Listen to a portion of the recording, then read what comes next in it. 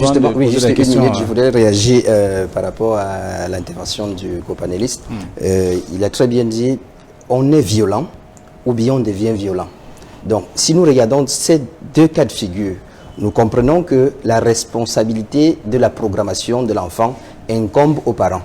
On est violent, ça ne veut pas dire qu'il y a quelqu'un qui est venu sur la terre avec l'esprit de violence. Ce n'est pas ça. Parce que l'analyse transactionnelle, au niveau structural, fait comprendre que la façon même de concevoir l'enfant interviendra sur le comportement de l'enfant à sa naissance.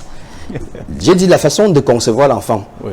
On peut même aller encore beaucoup plus loin pour dire les 9 mois que la maman porte l'enfant en son sein sont le caractère, l'émotion qu'elle a au quotidien, l'environnement qu'elle fréquente au quotidien, les violences qui sont tout autour influencent sur l'enfant parce que émotionnellement, la maman est touchée et l'enfant est impacté. Du coup, il y a un enfant qui va naître et être vraiment beaucoup agité, il y a l'autre qui va être assez timide, donc tout cela dépend. Donc si nous sommes parents et que nous comprenons que l'éducation de notre enfant, la programmation de notre enfant incombe à nous. On fera attention à partir, même je dis au moment de la conception, c'est-à-dire qu'aujourd'hui, il y aura conception. Vous vous souvenez parfois, les vieux papas, pour réprimander les enfants, ils disent « j'étais conçu quand j'étais sous ».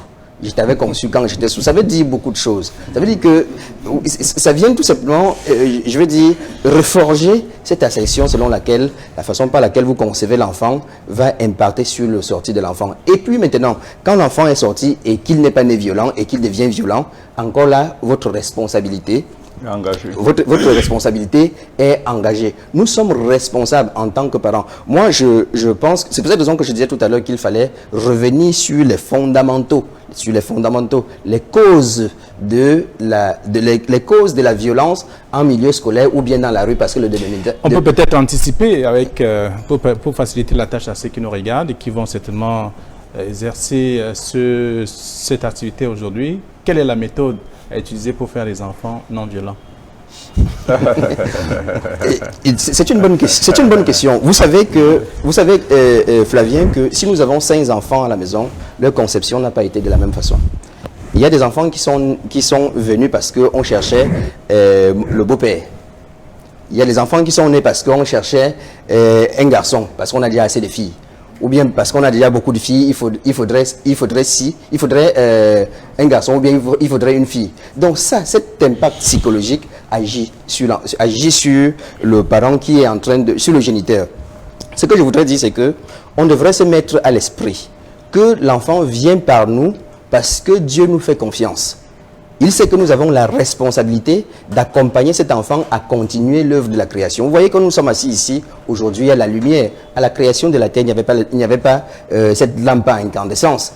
Il y a quelqu'un qui a continué l'œuvre de création. S'il y a 10 milliards d'êtres humains, il y a 10 milliards de missions de vie. Donc, si l'enfant vient chez nous, il ne vient pas chez nous parce que nous n'avons pas eu un commissaire dans la famille, ni un magistrat dans la famille. Il faudrait transformer cet enfant en magistrat, en commissaire, en enseignant, ou bien en médecin, ou bien en pilote. Il vient parce qu'il a une mission de vie et nous sommes les seuls à pouvoir l'accompagner. Donc, dès la conception de l'enfant, nous devons nous mettre à l'esprit que je suis là pour l'accompagner. Si je sais que je suis là pour l'accompagner, je dois être attentif à chaque acte que l'enfant pose, à chaque attitude que l'enfant a changé, parce que à cela, je saurais qu'il y a quelque chose qui ne marche pas. J'ai vu une vidéo circuler tout dernièrement où on parlait des stupéfiants, comment est-ce qu'il fallait regarder, il fallait faire ci, il fallait faire ça. Mais si vous n'échangez pas avec votre enfant, si vous ne communiquez pas avec votre enfant, si vous ne scannez pas votre enfant comme je peux bien le dire, l'enfant aura toujours des comportements autres. Et puis, ils sont tellement intelligents, c'est-à-dire pour nous détourner.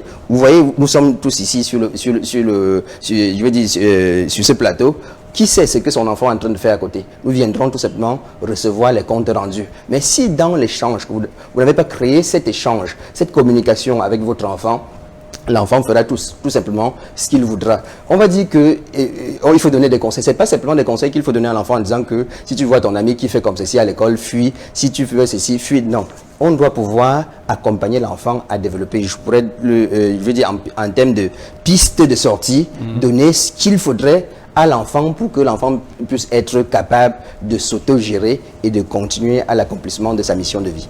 D'accord. Alors, c'est vrai que c'est à vous que je posais la question. Alors, je voudrais peut-être revenir sur Bertin, qui va sortir d'un moment à l'autre. Alors, avec vous, on constate quand même que tous ces enfants qui posent des actes, un peu des agressions, des violences envers leurs camarades et envers les enseignants, on constate que pour la plupart des cas, c'est des enfants qui consomment des stupéfiants.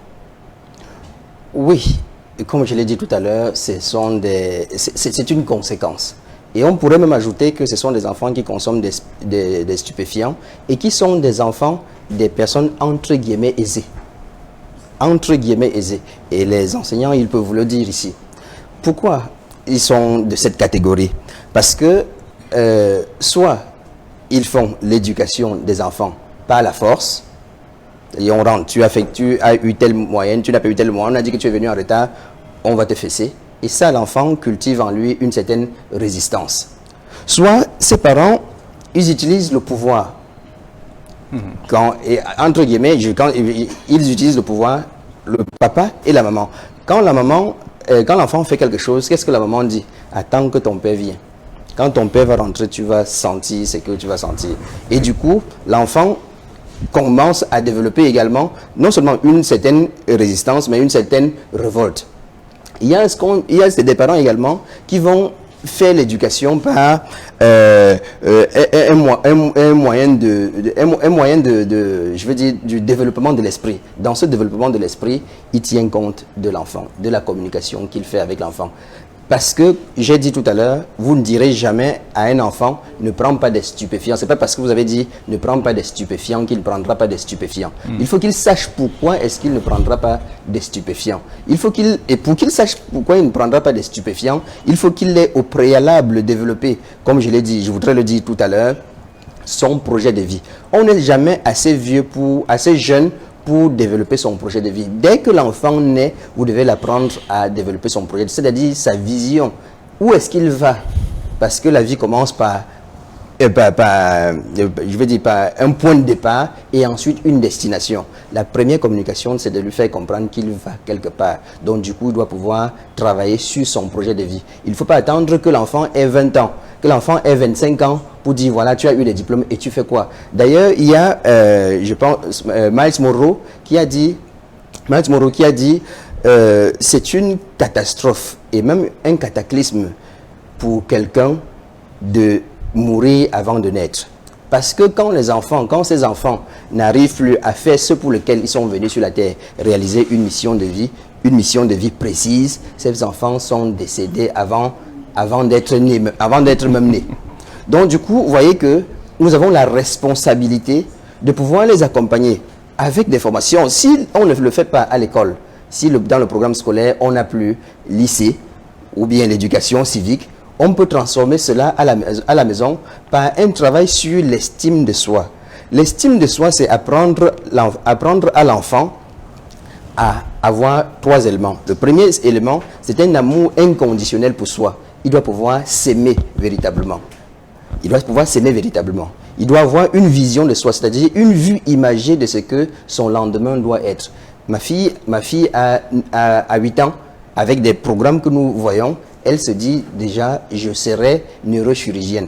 Pourquoi? Parce qu'on a travaillé sur un certain nombre de choses. Avant même de demander que ça veut dire quoi neurochirurgienne, il y a un certain nombre d'éléments qui ont été faits. Donc, ça travaille sur la vision de soi et l'amour de soi, l'amour inconditionnel pour soi, et la vision de soi va forger tout simplement ce qu'on appelle la confiance en soi. Ce qui fait que quand un enfant s'approchera, un ami s'approchera de lui pour dire « allons plutôt fumer, allons plutôt agresser », il pensera à ce qu'il veut être dans sa vie. Mais si vous n'imprimez pas en tant que parent ces éléments dans l'esprit de l'enfant, en croyant que vous allez laisser les enfants à l'école. Souvent, on va laisser les enfants à l'école. Dès que vous avez tourné la voiture, ils sont rentrés, ils ne sont même pas entrés.